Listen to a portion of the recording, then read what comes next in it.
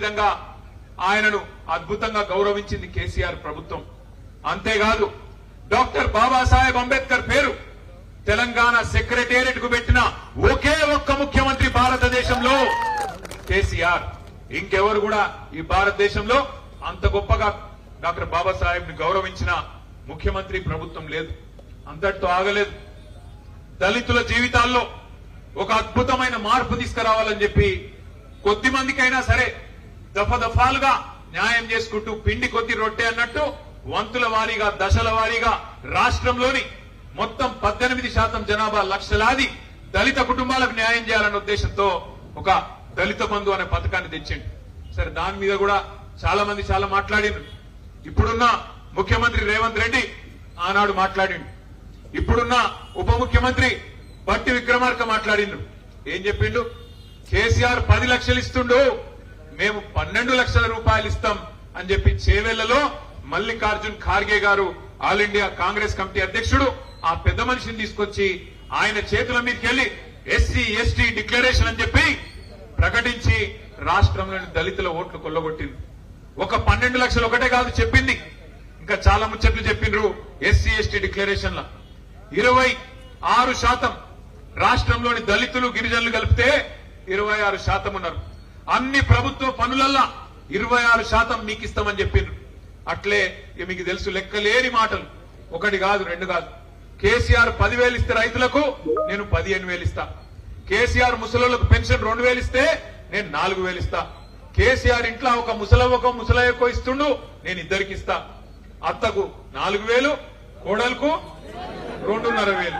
చెప్పిరా లేదా? వచ్చినాయా మరి? మరి అక్కడ ఫ్లెక్సీలో రాసుకున్నారు ఎల్లారెడ్డి అభివృద్ధి ప్రదాతనట. 18 నెలల్లో ఎల్లారెడ్డి అభివృద్ధి ఏం జరిగింది? మన పైసలు వచ్చినాయా?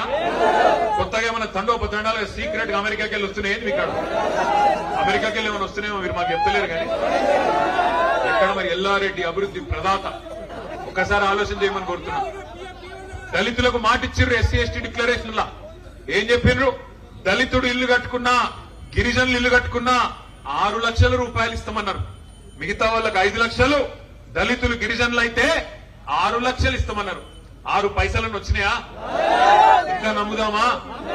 ఎంత సిగ్గులేని ప్రభుత్వం ఇది అంటే అన్నా, ఎంత సిగ్గులేని ప్రభుత్వం అంటే ఈ ప్రభుత్వం రైతుల కట కేసీఆర్ ఇచ్చిన దానికంటే ఎక్కువ ఇస్తామని చెప్పి, కేసీఆర్ 10,000 ఇస్తే మేము 15,000 ఇస్తామని చెప్పి 2 సార్లు రైతు బంధు ఎగ్గొట్టి మొన్న మళ్ళొక్కసారి అరకొరగా వేసి ఇక చేసుకోమని సంబరాలు అంటుండు.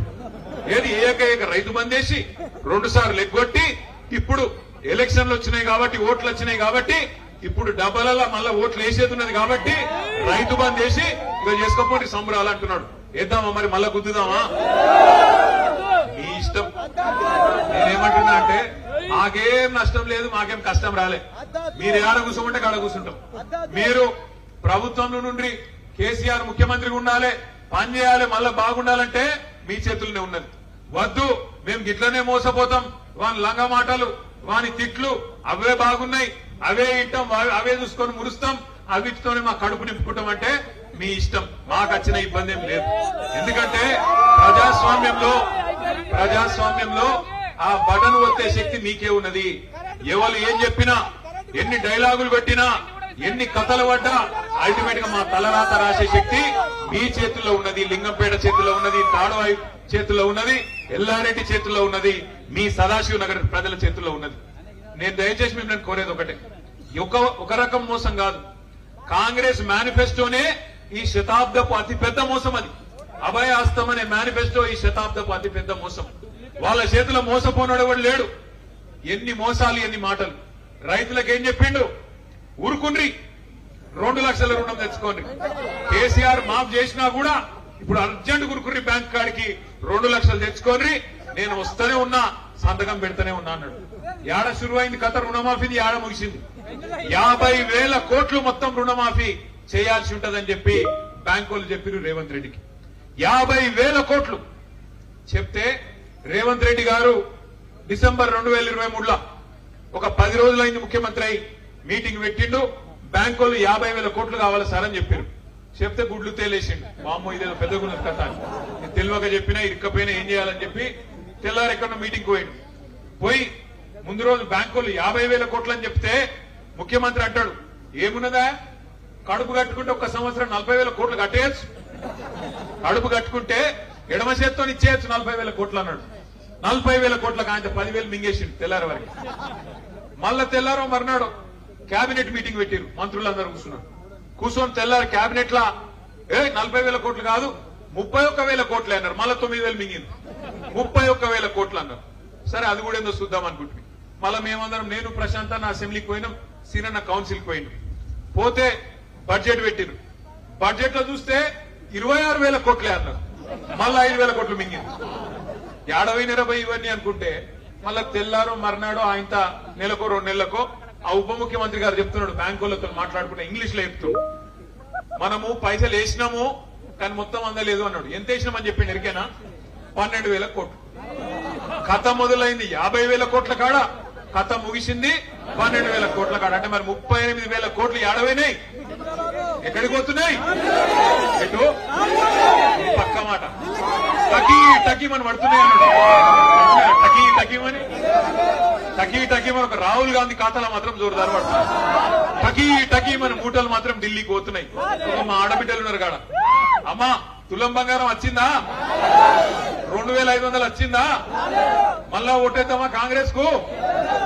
ఎత్తిరి కదా వెళ్ళారెట్లే మరి ఈ మనుషులను ఒడగొట్టుకుంటారు, ఆయన తెచ్చుకుంటారు. నేనేమంటున్నా అంటే ఒక్క మాట మీరు యాద పెట్టుకోండి. ఒక బోనస్ అన్నాడు, 500 రూపాయల బోనస్ వచ్చిందా? అన్ని పంటలకు బోనస్ అన్నాడు. ఎలక్షన్లకు ముందేమో దొడ్డు వడ్లకు బోనస్, ఎలక్షన్లైనా మొత్తం బోగస్, ఏం లేదు. నేను ఇదివరకే చెప్పిన అసెంబ్లీలో మళ్ళీ చెప్తున్నా, ఈ ముఖ్యమంత్రిలో ఒక అపరిచితుడు ఉన్నాడు లోపల. ఒకడు రాము, ఒకడు రెమో. ఆ రెమో ఎట్లుంటది కథ అంటే, రాము అనేటోడేమో అందరికి బోనస్ ఇస్తా అంటాడు, దొడ్డు వడ్లకు ఇస్తా అంటాడు, సన్న వడ్లకు. రెమో అనేటోడు ఏం చెప్తాడు, నేను ఎప్పుడన్నా బోనస్ లేదు మన లేదు అంటాడు. రాము అనేటోడేమో మరి బయటకు వచ్చేమో ఈ ఆంధ్ర కాంట్రాక్టర్